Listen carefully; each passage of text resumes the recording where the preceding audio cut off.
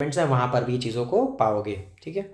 Then strategies for procuring materials. अब हमको production करना है, हमें चीज़ों को बनाना है, but we require some raw material. अब रॉ मटेरियल के लिए हमको कहीं पे सोर्स होगा, तो हो सकता है जहाँ पर आपका इंडस्ट्रियल प्रोडक्शन यूनिट हो वो आपका एग्जिस्ट करता हो, साथ ही साथ वहाँ पर सोर्स मटेरियल भी हो, या हो सकता है कि वहाँ पर इजीली बनाने वाली फैसिलिटी ज़्यादा हो बट सोर्स मटेरियल कहीं और से प्रोक्योर किया जाता होगा। तो हम देखेंगे कि कहाँ पर क्या प्रोक्योर किया जाता था। जैसे terracotta toy models of bullock cart suggest that this was one of the most important means of transporting goods and people across land routes. तो ये तो यहाँ पे एग्जाम्पल इसने ये सजेस्ट कर दिया है बस बताने के लिए कि जो चीज़ें हम देखते हैं रियल लाइफ में हम उन्हीं को टॉयज़ के फॉर्म में या फिगरीन्स के फॉर्म में बना देते हैं। तो अगर हमने देखा कोई बुलक कार्ट है टेराकोटा से बनी है, तो ये बिल्कुल सिंपल सी बात ऑब्वियस रीज़न है, सजेस्ट करेगा क्या, सजेस्ट ये करेगा कि ये टेराकोटा टॉय मॉडल जो है सजेस्ट करता है कि एक्चुअली में ट्रांसपोर्टेशन के लिए गुड्स के और लोगों के ट्रांसपोर्टेशन के लिए बुलक कार्ट का यूज़ होता रहा होगा। देन मटीरियल्स फ्रॉम सब कॉन्टिनेंट एंड बियॉन्ड।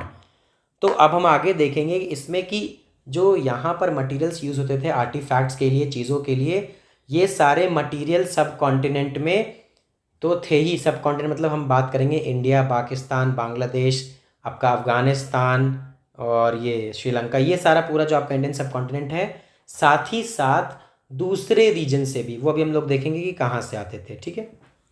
देश जैसे Shortugai in far of Afghanistan near the best source of lapis lazuli a blue stone.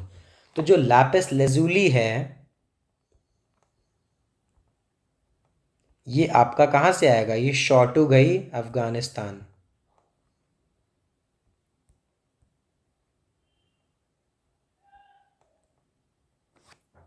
ठीक। साथ ही साथ Lothal which was near sources of carnelian from Bharuch in Gujarat, steatite from south Rajasthan and north Gujarat and metal from Rajasthan. तो ये सारे आपके source हैं और कौन सा रॉ मटेरियल कहाँ से आता था। जैसे खेत्री रीजन ऑफ राजस्थान से कॉपर एंड साउथ इंडिया से गोल्ड, ठीक है। तो खेत्री रीजन से आपका कॉपर आएगा, साउथ इंडिया से गोल्ड आएगा। There is evidence in Khetri area for what archaeologist called the Ganeshwar Jodhpura culture with its distinctive non Harappan pottery and unusual wealth of copper objects. अब जो ये खेत्री वाला एरिया है आपका राजस्थान की हम बात करें, तो यहाँ पर गणेश्वर जोधपुरा कल्चर की एक बात करते हैं आर्कियोलॉजिस्ट, गणेश्वर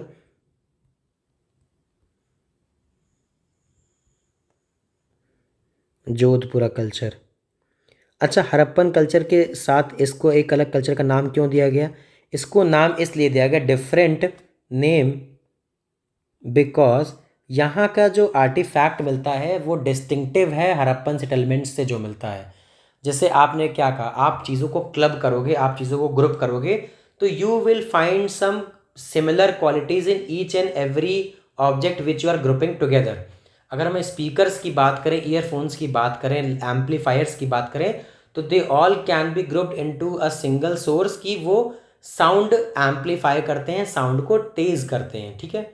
उसी तरीके से आप जब किसी भी चीज़ को क्लब करोगे, ग्रुप करोगे, तो आप हड़प्पन कल्चर में भी देखोगे कि आपने माना कि कुछ साइट है वहाँ पाकिस्तान में, कुछ साइट इंडिया में है, कुछ साइट आपके जम्मू कश्मीर में इंडिया के, कुछ साइट आपने देखा कि सिंध ऑफ पाकिस्तान में है।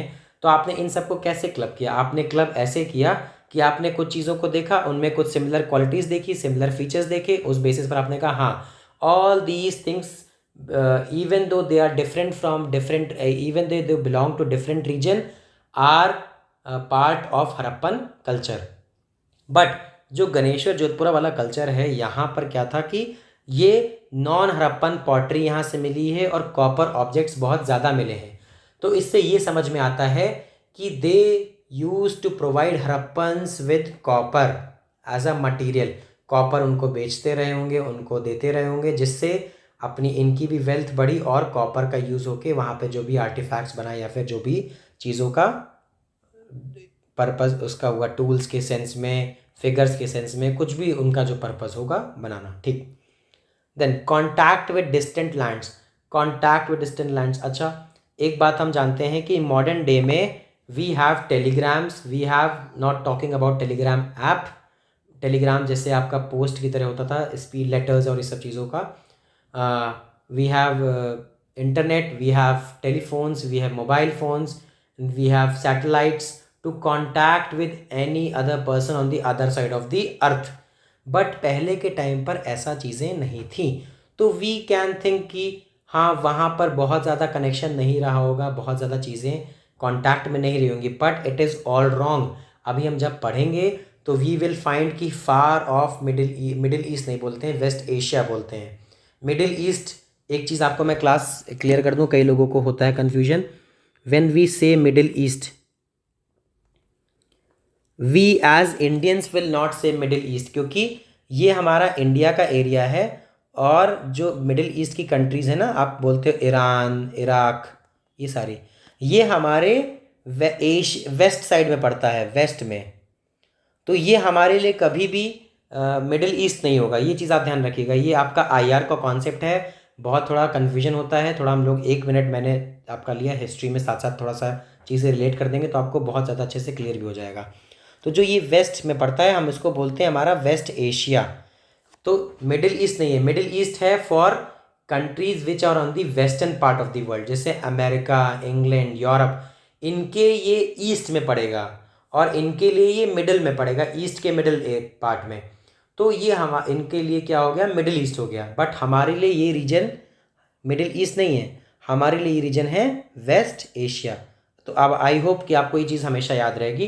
तो हम जब भी बात करेंगे इराक, ईरान, सीरिया, ये सब हमारे लिए क्या होगा, west Asia. We will not say middle east, क्योंकि देखिए ये सारी चीज़ें यूज़ में इसलिए आती हैं, we tend to see American TV series, तो वहाँ पर वो टर्म यूज़ होता है और उसमें कोई आपकी गलती नहीं है, बट उन चीज़ों को कोई डिस्कस नहीं करता, कोई बता नहीं पाता। बट जो चीज़ें मुझे पता है मैं आपको आपके साथ इसलिए बीच बीच में शेयर करता रहता हूँ, ठीक है। तो अब आपको ये क्लियर हो गया होगा वेस्ट एशिया वाला। हाँ, तो अब आप देखोगे कि वेस्ट एशिया में हड़प्पन सिविलाइजेशंस के कनेक्शन थे, कॉन्टैक्ट्स थे, तो वहाँ पर वो लोग सामान बेचते थे, या फिर क्या कहते हैं, उनका ट्रेडिंग रिलेशंस था, या फिर उनका सोर्स करते थे रॉ मटेरियल्स, वो सारी चीज़ें जो भी होंगी we will see in this topic, contact with distant lands. Copper was also probably brought from Oman on the south eastern tip of the Arabian peninsula. तो यहाँ पे बोला गया है कि ओमान भी एक सोर्स था कॉपर का हड़प्पन सिविलाइजेशन के लिए। अच्छा, हम लोग ये चीज़ फिर से आते हैं उस टॉपिक पे कि कैसे इस्टेब्लिश करते हैं कि वहाँ पर वो कनेक्शन था या फिर नहीं एग्जिस्ट करता था, दो कंट्रीज़ के बीच में, क्योंकि अभी तक हम लोगों ने डिसाइफर करी नहीं है चीज़ों को। तो हम लोग डिसाइड करते हैं on the basis of the material, on the basis of the artefacts found in those areas, या फिर अपने एरिया में। मान लेते हैं हमारे यहाँ कोई सील मिली, तो हम उसको रिलेट करेंगे कि हो सकता है ये हड़प्पन की हो, बट जब हम उसका एनालिसिस करेंगे तो we might find similar things या फिर सिमिलर कैरेक्टरिस्टिक फीचर्स उस सील से, मेसोपोटामियन सिविलाइजेशन के, इजिप्शियन सिविलाइजेशन के, ये सारी चीज़ों के। ठीक है क्लास, तो अब आपको ये चीज़ समझ में आ रही होगी। Then chemical analysis have shown that both the Omani copper and Harappan artifacts have traces of nickel suggesting a common origin। तो अब क्या होता है कि जब भी कोई आर्टिफैक्ट होता है उसका पूरा एनालिसिस किया जाता है, not on the basis of the visual but उसके स्ट्रक्चर पे भी। तो यहाँ पर आप देखो कि जो आपके ओमान में चीज़ें मिली हैं और आपके जो हड़प्पन आर्टिफैक्ट्स में चीज़ें मिली हैं, दोनों जगह पर they have found traces of Nicholls. निकल का पर्पस क्या होगा, निकल का पर्पस ये होगा कि वो कहीं ना कहीं किसी ट्रेस अमाउंट में, किसी मटेरियल में होगा। ठीक है, ये सारी चीज़ें इसलिए मिलती हैं क्योंकि ये अर्थ में कहीं ना कहीं आपका होगा, तो आपने अगर वहाँ से कोई रॉ मटेरियल सोर्स किया है तो उसका ट्रेस उसमें मिलेगा। तो दोनों जगह के आर्टिफैक्ट्स में अगर निकल मिल रहा है, it is suggesting that they might have a common source of that raw material. ठीक है, then moving on. A distinctive type of vessel, large Harappan jar coated with dark thick layer of black clay, has been found at Omani sites, जिसकी picture आपको दी गई है यहाँ पर। एक बड़ा सा जार मिला है, ब्लैक क्ले से कवर्ड है, हड़प्पन फीचर है, हड़प्पन उसमें फीचर है, जो हड़प्पन पॉटरी का फीचर था। इस वजह से इसको बताया गया कि ये ओमान में मिला है। इसीलिए we could establish that Oman had connections with the Harappan civilization. अब इसका एग्जैक्ट पर्पस क्या है पॉट का या वेसल का, ये भी हो सकता है इसका पर्पस कि आपने जो है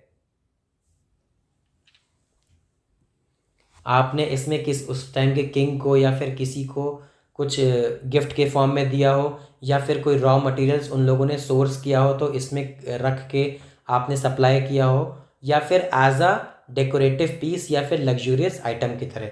तो ये डिपेंड करेगा कि जब हमको डिसाइफर करने के बाद स्क्रिप्ट का पता चलेगा, but still we can assume many things कि इसका पर्पस क्या हो सकता था, एग्जैक्ट क्या हो सकता था यू कैन नॉट डिसाइफर, अभी तक स्क्रिप्ट का पता नहीं है। और बट आप एक अजम्पशन ले सकते हो, क्योंकि अजम्पशन कहीं ना कहीं आप रिलेट कर ले जाओगे, 90-80% सही ही होगा कि इन ऑप्शन में से कोई ना कोई एक चीज़ रही होगी। Then Mesopotamian text datable to 3rd millennium BC refers to copper coming from a region called Magan, perhaps a name for Oman। तो मेसोपोटामिया में भी क्या करते हैं, मेसोपोटामिया में भी दे मेंशन्ड कि मगन नाम का एक रीजन था जहाँ से कॉपर आता था। तो मगन का नया नाम वही है ओमान।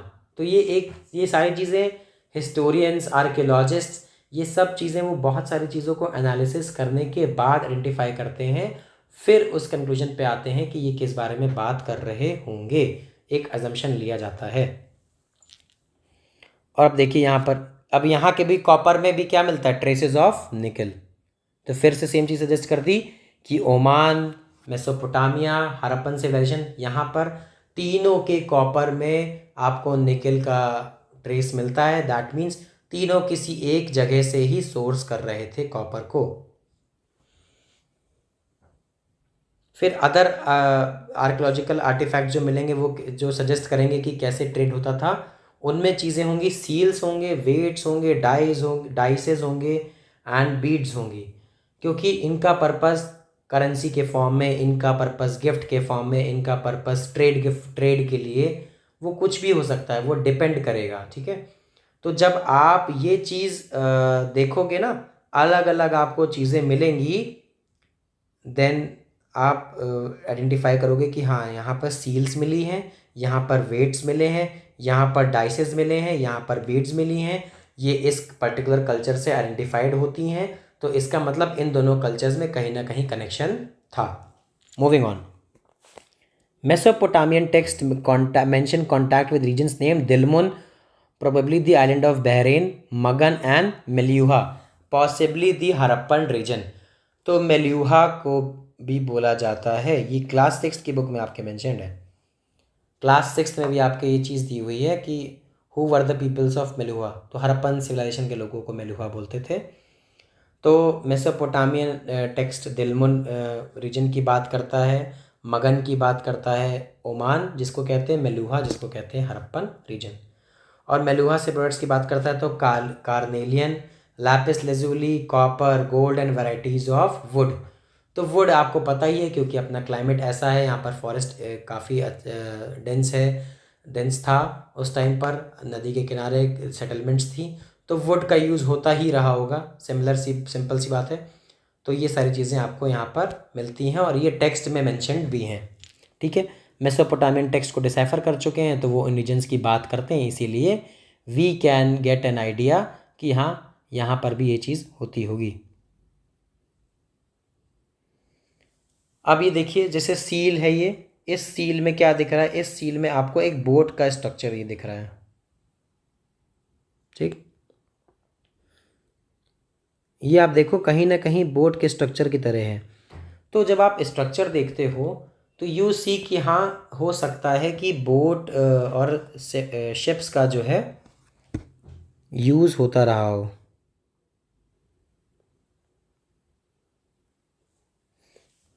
और मेसोपोटामियन पीपल इन लोगों को बोलते थे, हड़प्पन्स को, कि the Meluha was the land of C Ferrers.